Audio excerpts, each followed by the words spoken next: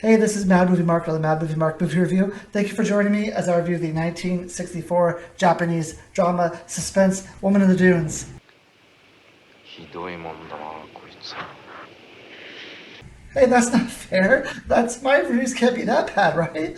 I'm just reviewing every movie that has a 100% fresh rating on Rotten Tomatoes. I'm giving them all a score of 1 to 10. After I watch them and score them all, I will rank them from worst to best. I started in the 1920s silent movie era, and now I'm at 1964 with Woman in the Dunes. This movie has a 100% fresh rating from the critics and a 93% fresh rating from the audience. It was directed by Teshigara, who for this movie was the first Japanese director nominated for Best Director at the Academy Awards. He unfortunately lost to Robert Wise for a little-known movie called The Sound of Music. This movie was also nominated for Best Foreign Film, but lost to the movie Yesterday, Today, and Tomorrow, which is an Italian film that I have never seen. This movie stars Elji Okada as the entomologist and Kayoko Kishida as woman. Now, I go to IMDb to look up these movies to see who the main characters are and kind of what the general plot is. And I went to IMDb for this movie and I saw that there's a main character and her name is Woman. I thought, oh man, I'm in for a rough 2.5 hours here because I love a strong female character. And this character is the main character of the movie. It's a very long movie, so I thought this is going to be absolutely dreadful. But I'm happy to announce that it was not dreadful. She does a very fantastic job. And so does the entomologist. They both are very strong characters. They play well off each other. They fight with each other. They butt heads with each other. They just do a very good job. And this movie is basically in one room. Although they do go outside at times, it's generally in one room, and there's only two main actors. So for two actors in one room to really grab your attention and keep your attention throughout the whole movie, I think that's something to be revered. And they did a perfectly good job here. Now, essentially, what this movie is about, there's an entomologist who has recently broken up with his wife, and he decides to go to these dunes where there's a specific type of beetle that he wants to find so he can get his name into a periodical or to like a scientific journal with this new type of beetle that he's going to find. When he gets to the dunes, he falls asleep opining about his ex-wife. A citizen, a person from the town, wakes him up and says, "Oh my God, you've missed the last bus into town. What are you going to do?" And the entomologist says, "I don't know. Like, what are my options?" 先生、いやあ、これからどうなさるね。どうするって、明日また出直してくるつもりですがね。でも上りのバスはもうしまいだが。なるほど。しかし、どっか泊まるところぐらいあるでしょう。And the guy in town says, "Don't worry, we have a really nice hut for you to stay in. No problems. This isn't a trick. We're going to put you in this hut overnight, and then tomorrow morning you can get up and leave at the next bus." Of course, the entomologist is excited about this. He's very thankful. He's very happy that he has a place to stay. So when they get him to his room, to this hut, he realizes that it is in a very, very, very deep hole surrounded by sand. Now, of course, he has some reservations against this, but they say, "Don't worry, like everyone does this, and there's a nice little ladder here for you to climb up whenever you feel like coming back up. No problems." So 何をしてるで。お客さんだぞ。その俵の脇にはしごがあるから。ああ。いいんですか？何気兼ねのいらねえうちだで。あ、じゃあ。縄ばしごですね。ああ。偏僻な田舎だで。珍しいでしょ。he goes down the hole, and then when he gets down to the bottom, he meets a woman. This is the woman who's named Woman. She apparently works in this hut, and he thinks that she is just like the person who's going to look after him while he's here. She feeds him. He complains about the food. He complains about the sand that is falling from the sky into the hut, or falling from like the top of the hole into the hut. Basically says this isn't like Tokyo. He complains about how the accommodations are not up to his standards. She apologizes, and then at night she goes to work shoveling sand into these crates. Now he meets her and he says, "Oh, like, what are you doing there?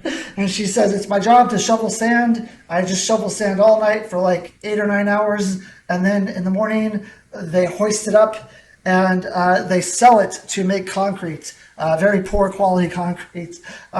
He says, okay, great. Awesome. I'm going to be leaving in the morning. Have a good night. Morning comes and he goes outside with his backpack and he tries to leave. And of course, he can't leave because the ladder's not there.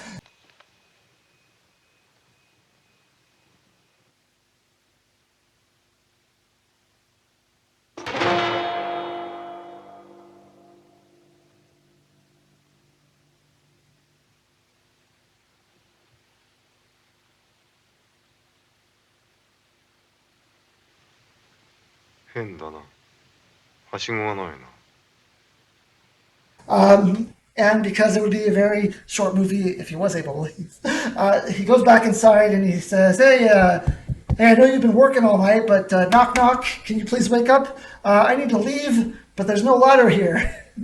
She says, oh, about that, you can't leave because bad weather's coming soon and I'm not able to shovel enough sand on my own. So we need you to stay here and shovel sand for the rest of your life.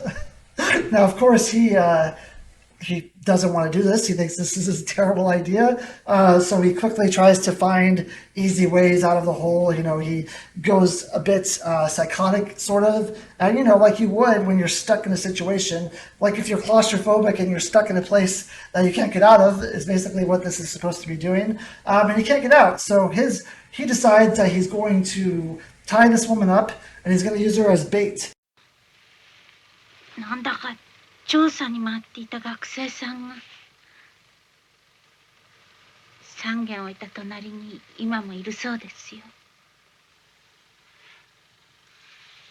やっぱり縄ばしも外したままなんだ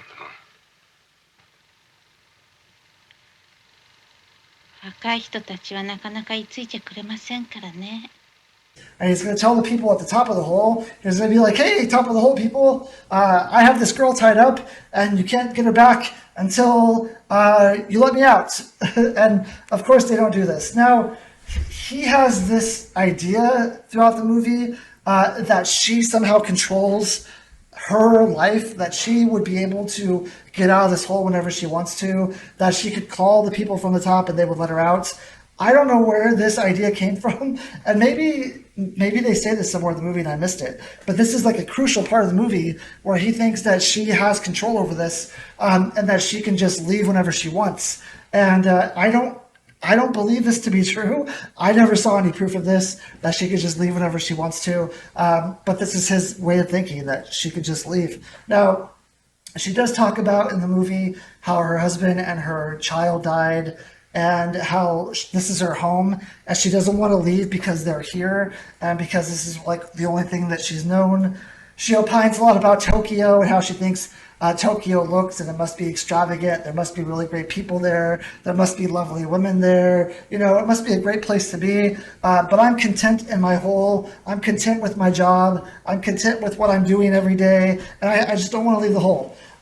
So there's obviously this tension between the two of them, where all he wants to do is leave and all she wants to do is keep him there because he's helping her and because they could get a lot more work done. Now, I would think one of the problems with this plan is that he refuses to work and he has her tied up so she doesn't work either. And the only way they can get rations, they can get food, they can get water, is if both of them are working. And it seems like they get more rations based on how much they work. So since they're not working, they're not getting any rations, they're like going thirsty, they're going hungry. And I'm just thinking, if she had control over her life, if she was able to leave whenever she wanted to, wouldn't they treat her a little bit better so that they could keep her there? Because this is a crucial job that she's doing. They're using the sand and they're selling it to companies to make poor concrete, bad concrete that's of poor quality.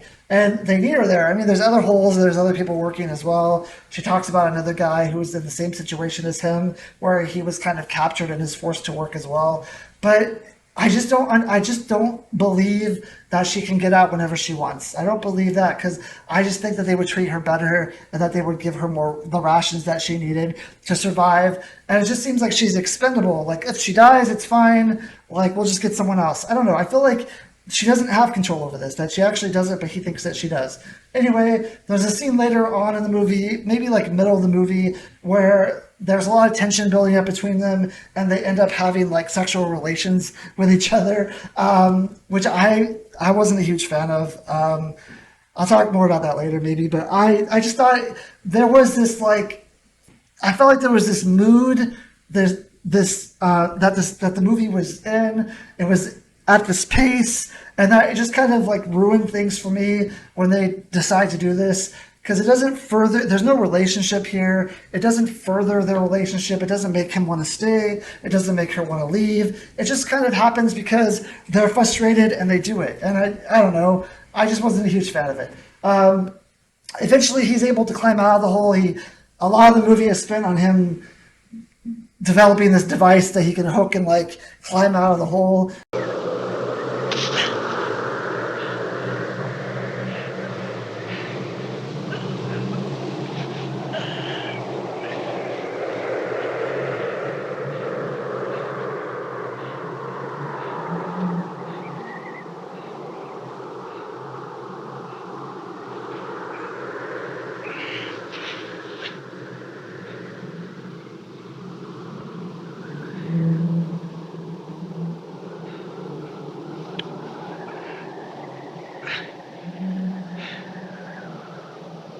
When he gets out of the hole, he gets lost because he doesn't know the terrain. He winds up in some quicksand. The people from the town save him and they put him back in the hole. And then after this, he kind of is basically content with the idea that he's never going to leave. So he, starts trying to invent different ways to make their life easier while they're in this hole. Later on in the movie, he asks, hey, like, it's been a few months since I tried to escape. Can you just let me look at the ocean? Because apparently there's an ocean right by this desert. I promise I won't try to escape again. I just want to see the ocean. I just want to get out of this hole for like half an hour. If you'll just let me, I'm going crazy. Just let me out of this hole.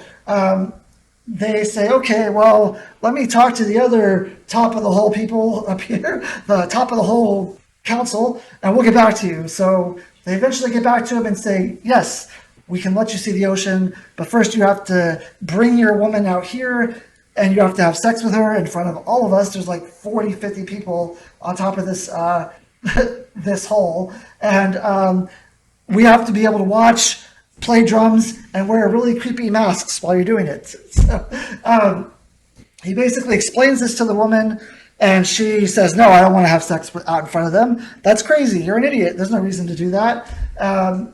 After this point, he tries to force her to come out, which means at this point this is rape. Even though he's had sex with her before, as soon as someone says no, it becomes rape. So he tries to rape her in front of all these guys, but he obviously doesn't care because, there's this tension between the two of them. He only cares about what he wants. She only really cares about what she wants.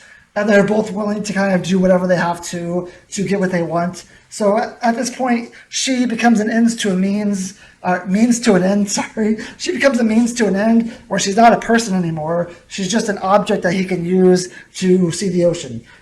They fight. These guys wear weird masks. They play this drum music.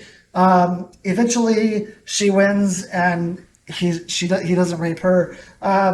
But later on in the movie, she gets pregnant, and it seems like it's a complicated pregnancy, and they're not able to get the doctor there fast enough for her to deliver. So, like, the people from the top of the hole, they come down and they lift her up. And when they lift her up to go help her, they leave the ladder there, and then he's able to climb out. But then he just goes right back down in the hole. And at some point, he's able to develop the system where he can get his own water from the ground. And he's all like, well, I have this system. Maybe I can leave after I show the people up there the system. And that's basically the end of the movie. So I thought this movie was really good. I don't think this movie is great. I know goes on a lot of people's like list of the greatest movies of all time list. I think it's on the Sight and Sound list maybe, but it's definitely on a lot of the top 100 movies of all time. It's on like close to number one on a lot of people's list.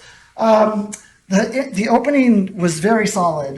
In the beginning, you know what's going to happen to this guy. You know that he's going to get trapped in this hole and that he's not going to be able to escape. But he doesn't know that. So the suspense builds up until he finally realizes that he can't get out of this hole. And like, I was mesmerized. I was entranced. I was waiting to see what he was going to do. I was waiting to see his reaction. Like the fear in his eyes, the turmoil, the oh no, what am I supposed to do type of thing. And he pulled it off really well. He did a really good job once he was given the news of just being frantic and not knowing what to do. And all I need to do is get out of this hole. But then in the middle parts of the movie, it's kind of where it drags for me. It's a little bit slow.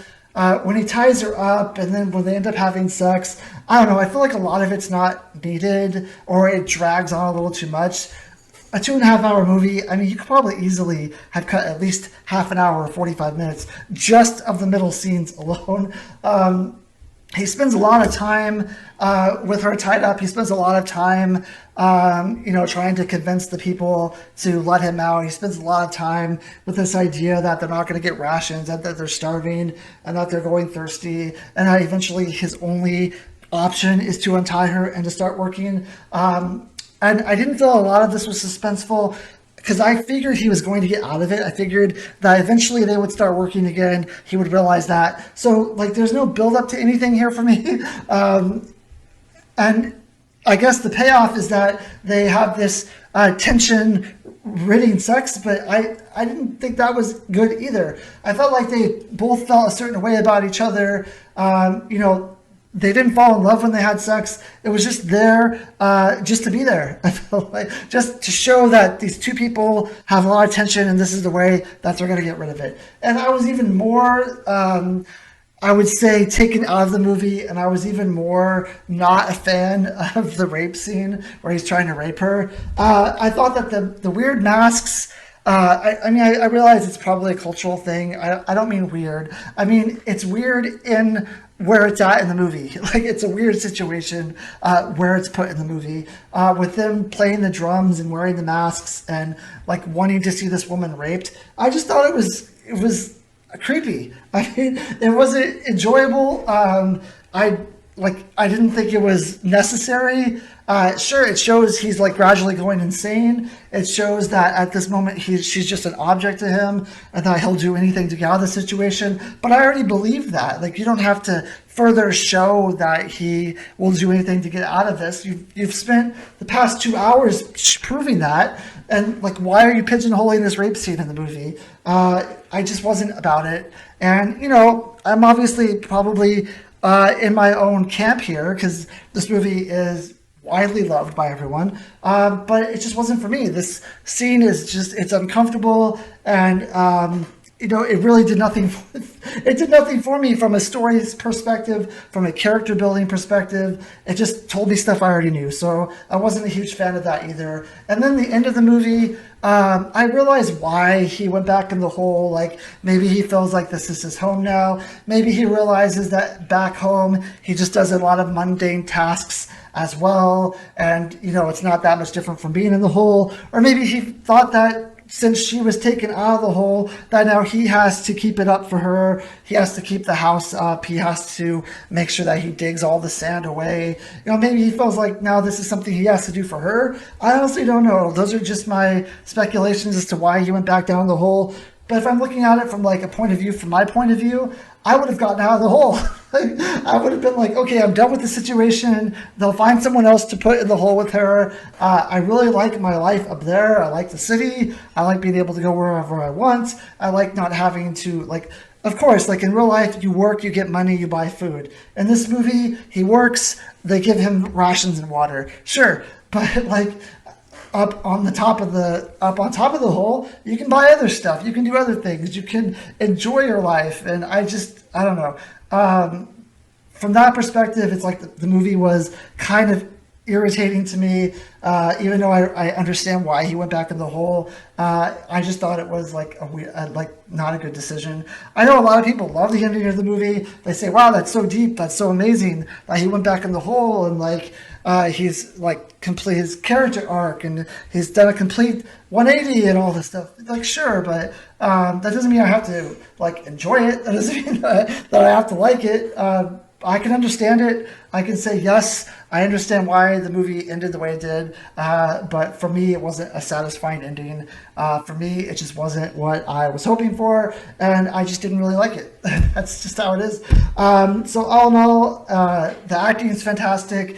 Like I said, the script is amazing because in order to keep people in the movie for 2.5 hours, which it does for a lot of people because it's a highly acclaimed movie, you really have to have something there. You have to have a great script. You have to have great cinematography. You have to have great acting. It all has to come together for this to really work. And on most points, it did. I still give it an 8.5 out of 10. I'm not like docking it a whole lot of points just because of those minor critiques. I still think it's a really good movie. It's just not something I would ever watch again. It's something that I'll watch once and I won't go back to, and I'm perfectly fine with that. Now I can say I watched Woman in the Dunes. I watched what's considered to be one of the greatest movies of all time, and I don't have to watch it again. So that's basically it. Please join me next time when I review a movie I'm just calling Balthasar because I don't know how to pronounce the first two words. It's like Hassan Balthasar or something like that. But I'm just calling it Balthasar. Thank you. I hope you have a great day.